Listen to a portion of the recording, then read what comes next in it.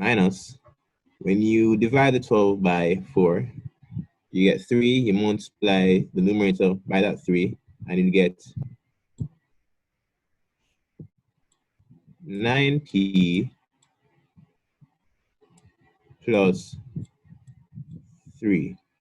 That minus will become plus because this minus here is multiplying it, right? That's how this minus becomes a plus, right? So when you simplify this now, right, 20 minus 9, you get 11p. 8 plus 3 gives you 11, and that's how you get 11p plus 11 over 12. If you want to simplify it further, you could factorize 11 and get p plus 1 over 12, right? So, yeah, that's your answer. As I said before, you can't add terms that won't have the same base. You only can multiply or divide them, right? Did everyone catch this? And does everyone understand? Yes, sir. All right, great. Moving on.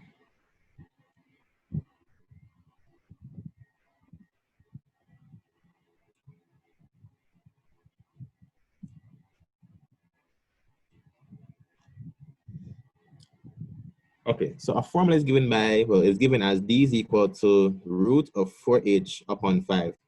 Determine the value of d when h is 29. Give your answer to three significant figures. All right. Does everyone understand? Well, rather, I would like you guys to attempt this and then tell me what the answer would be.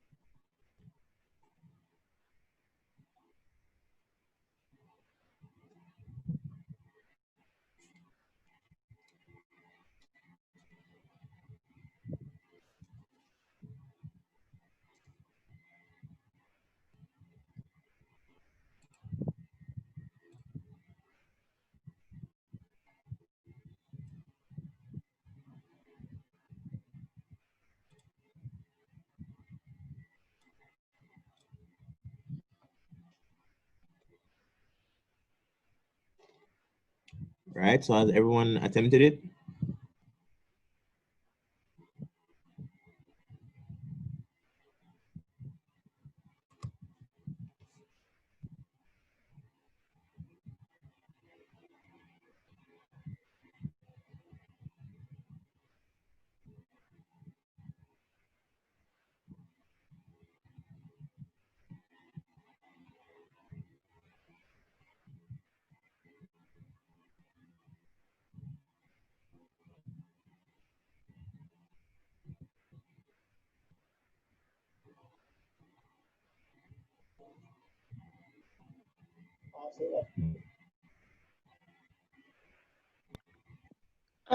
I attempted it.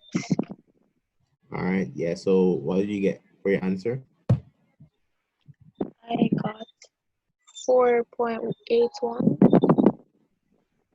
That's very just one digit is incorrect in that answer you just gave. But that's Alright, so sir, I got 4.82. Yeah, that's correct. Is that correct? Yeah, that's correct. That's correct. So because it says three significant figures, right? That will be the first three numbers in your solution, right? And if the number beside the third number is greater than 5, well, you'd have to round it off the third number if you have another number beside it, right? If that number beside it was greater than 5, you'd have to round it up. to 2. If it was less than 5, then you'd round it down to 0, right? Says the answer is 4.82. Do you guys need me to go through the solution, or do you understand how to do that?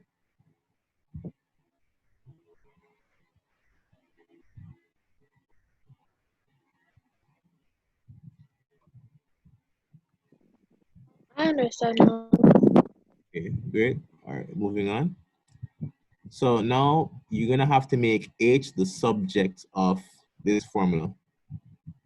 All right, that is the d is equal to root 4h upon 5. Does everyone understand how to do that? Transposition. Does everyone know how to do that?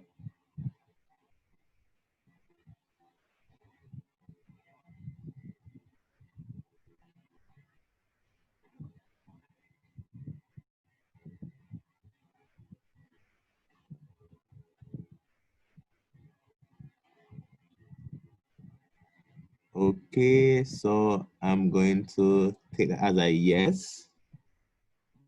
Everyone does know how to do that, right? So I'm just going to put down the solution then.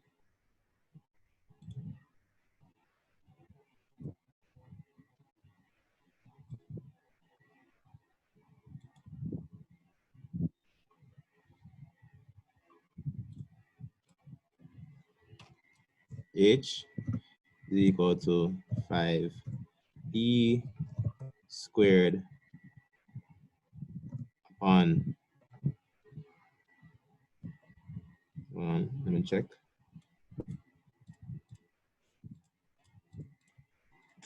Okay, I'm gonna have to erase this unreadable.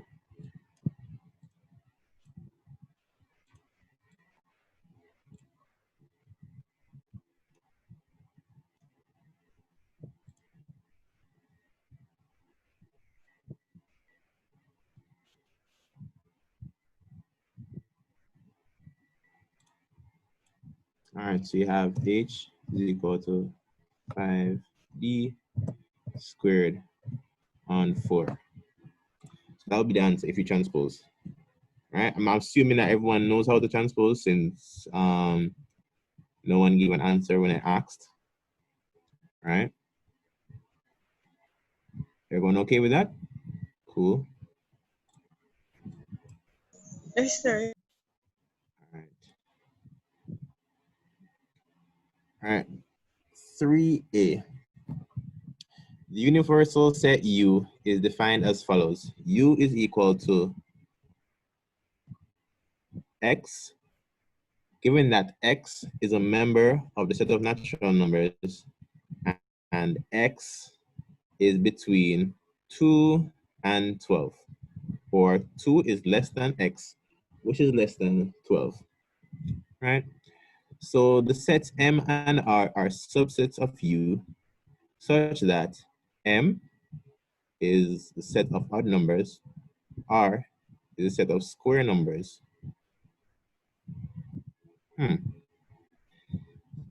Square. I'm wondering if that means squared numbers as in 4. Okay, we'll see. List the members of set M, right? So if we're looking between 2 and 12, seeing as though M is a subset of the universal set, and universal set is between 2 and 12, right?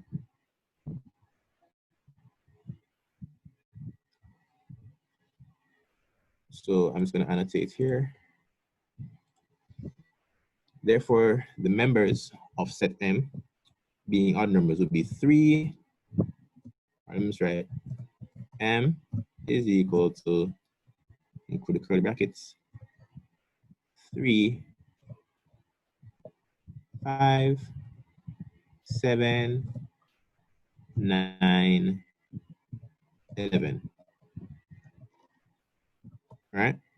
Does everyone understand why that is? Yes, sir. All right, great.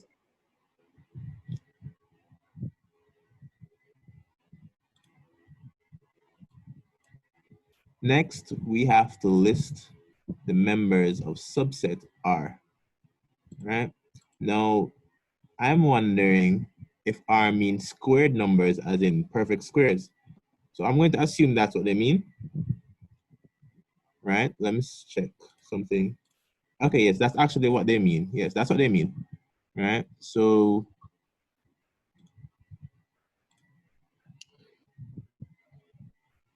R would be the set of squared numbers between 2 and 12. These would be 4 and 9, because those are the only two perfect squares between 2 and 12, right?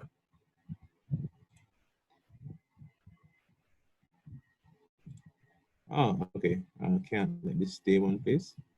Wish I could. Okay, well, yeah, that's that. R is equal to 4 and 9. Let me just write this down for the sake of writing it down, so I don't forget. 3, 4, 9.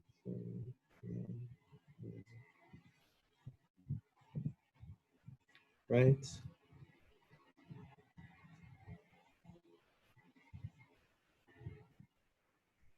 Okay.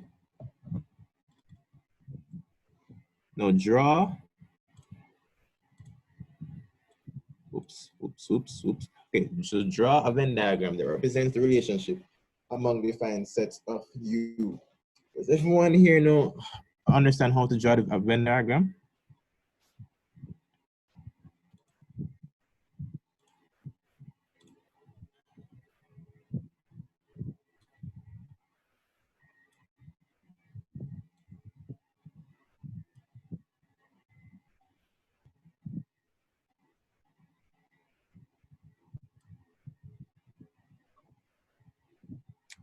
All right. Okay. Bear with me on my drawing, please. It's not perfect. Far from perfect, actually. So we're gonna draw set M first, but seeing as though both of them have a common member, we're gonna have to draw them as intersecting sets, right? Because they have one common member, and that common member is 9. Let me try to draw this 9 as best as I can. 9. 9 is the only common member between them. So if I'm gonna draw,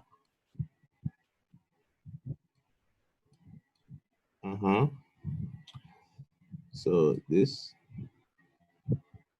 through. Oops. Okay, let me just draw this over again.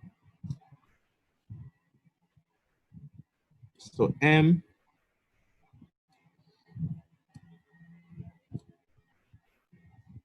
3, 5, 7, and 11, right?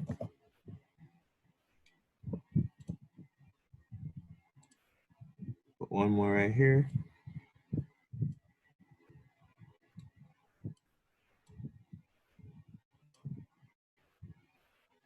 And this would have only 4. Okay. All right. So now we have to account for the other numbers that aren't in the set of either M or R, right? So which numbers would not be in the set of M or R?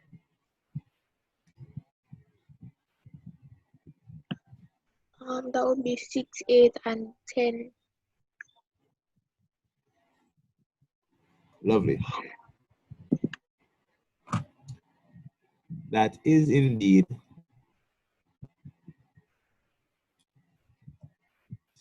6, 8,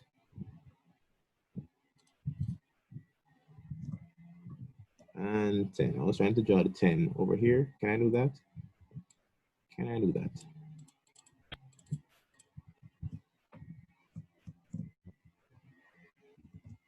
Ah, here we go. Oops.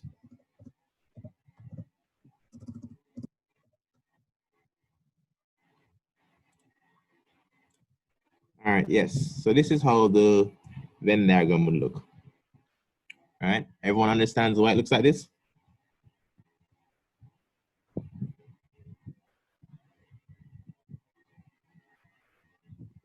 Yes, sir.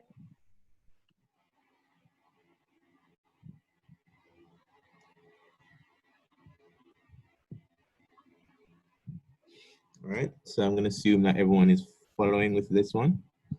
Okay, so I'll be moving on.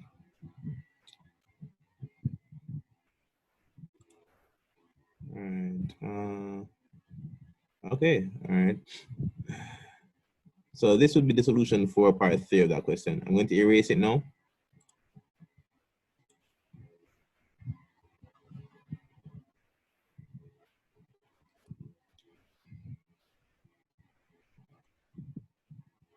Using a ruler, a pencil, and a pair of compasses, construct accurately a square ABCD with sides 6 centimeters. But yeah, you guys should be able to do that. Just get your pencils out, your rulers.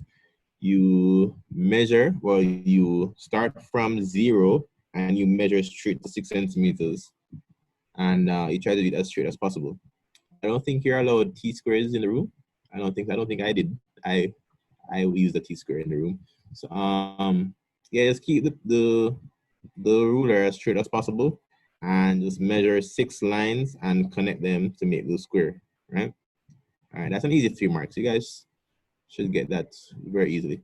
Construct an extension of your drawing in the trapezium DABQ so that angle ABQ is 120 degrees, right?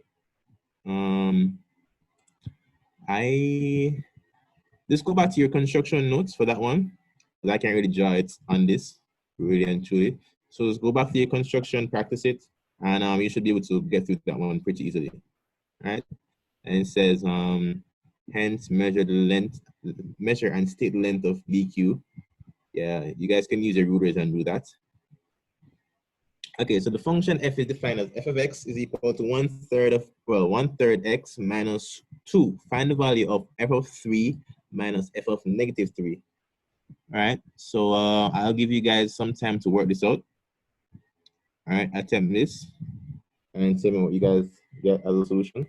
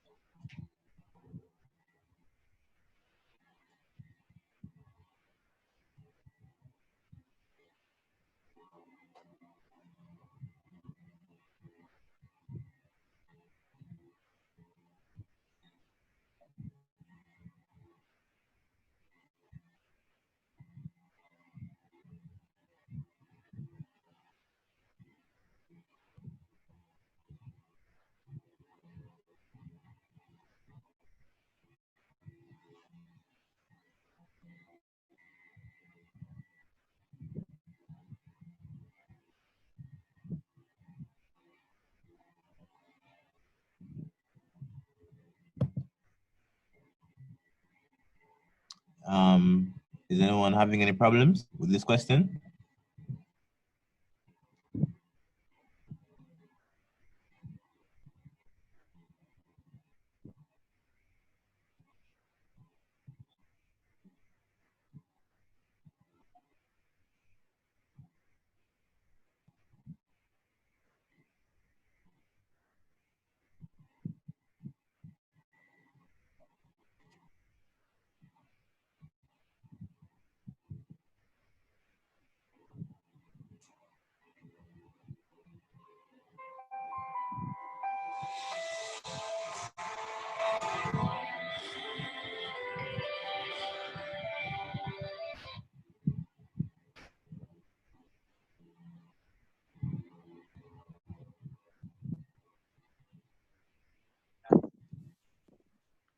Could you go through this question, please?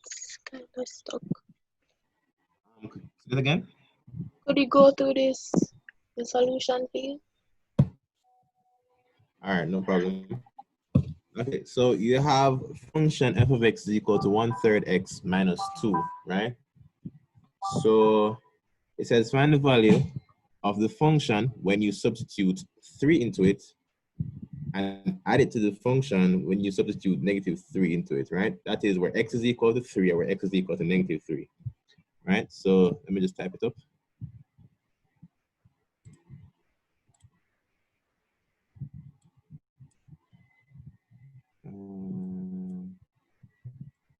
All right, great. So f of 3 is equal to 1/3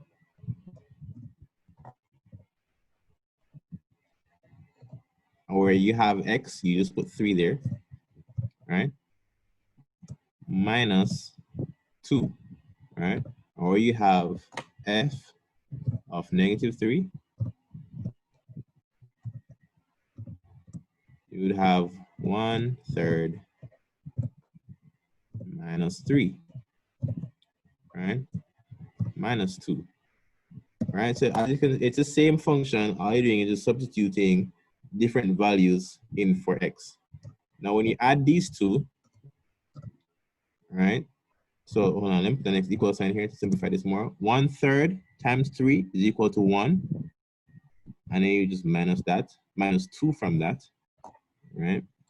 1/3 times -3 would be -1 minus 2, right? So when you add these two together, right, you get 1 minus 2 plus -1 minus 2, right? That would give you -1 minus -3, right? Oops, minus -1 plus -3, which would be -1 minus 3. Yeah, right? That would give you -4. So that would be the solution to that one. Did you guys get that? Or do you guys understand the solution?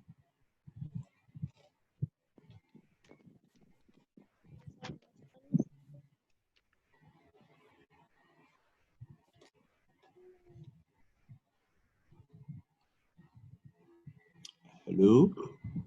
Yes, I understand, and I'm the only person here. Oh, you're the only person here? Okay, all right. All right. Fine. You'll get more attention that way. All the better for you, honestly. Okay. So, yes, moving on. I go through all of this. Say that again? Or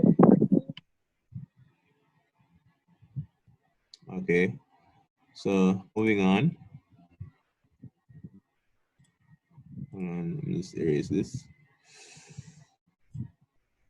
Okay. Calculate the value of x for which f of x is equal to 5.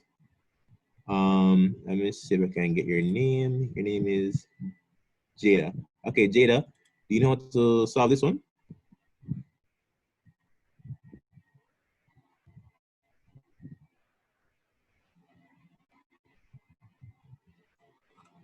Jada? No, I don't think so. Okay, so this one you have to transpose, or the meeting's gonna end in a few minutes. Okay, so what I'll do, I'll just solve the solution until it ends, and then if I finish, I'll just come back to if I finish, I'll continue. If I don't, I'll just come back to it after we rejoin the meeting. Okay. So here we go. X. All right. So f of x is equal to 5, right? So where f of x is equal to 5, where we said f of x is equal to 1/3. Okay, let me just type it all out. F of x is equal to 5, right? That means 1/3 x minus 2 is equal to 5, right? So that's 1/3. So we're basically transposing at this point. 1/3 is equal to 2 plus 5, because if we want to get rid of a minus 2, you have to add 2 to both sides. So that should be 7, right? Because if 2 plus 5, or 5 plus 2 is equal to 7, right? Now, we have a 1/3 here. So in order to get rid of the dividing 3, we have to multiply both sides by 3. So that's going to give us x is, oopsie, it's going to give us x is equal to 21. And that will be the solution to our question.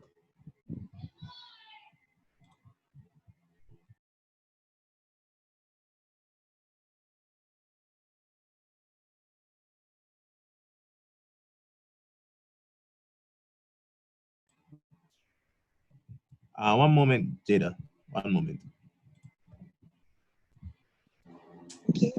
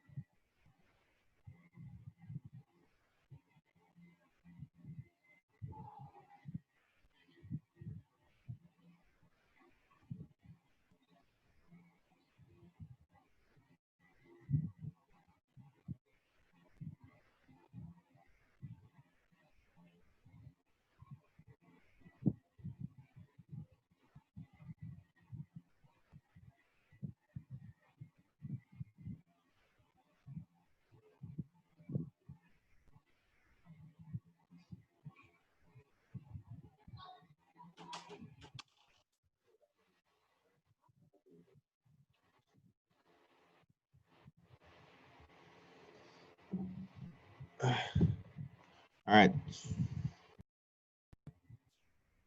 So I'm back, Jada. Do you understand the solution to this question?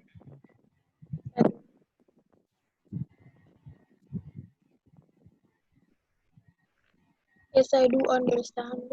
Okay. Let me just erase this. Okay. When this meeting ends, Okay, so I'll just do this to this page with the graph and end it there for today. okay. All right. So determine the inverse function of f of x. Right? That is in f inverse of x. Yeah. Remember correctly, f inverse of x. So yeah. Do you know how to do this? Like find the inverse of a function? Given a function f of x is equal to 1/3 x minus 2. Do you know how to find the inverse of this function?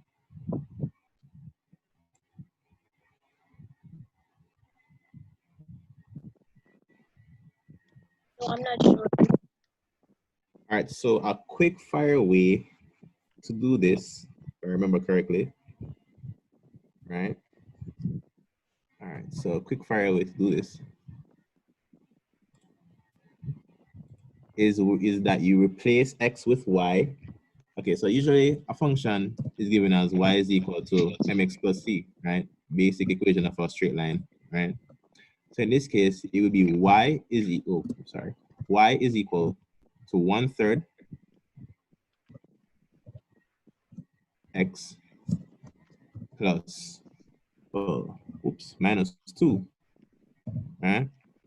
So if you want to find the inverse of a function, you'd usually interchange the y and x and then solve back for the y. So what I mean is you put x where the y is and put y where the x is, right?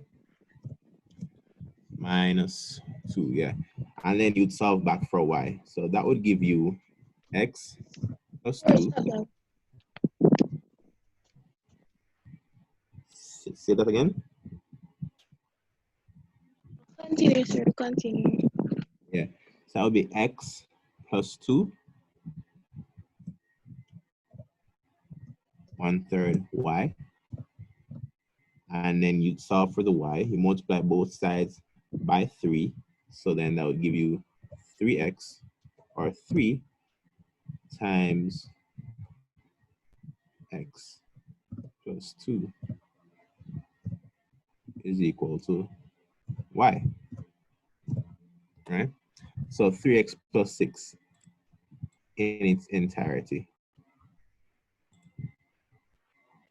All right, hold on. Yeah.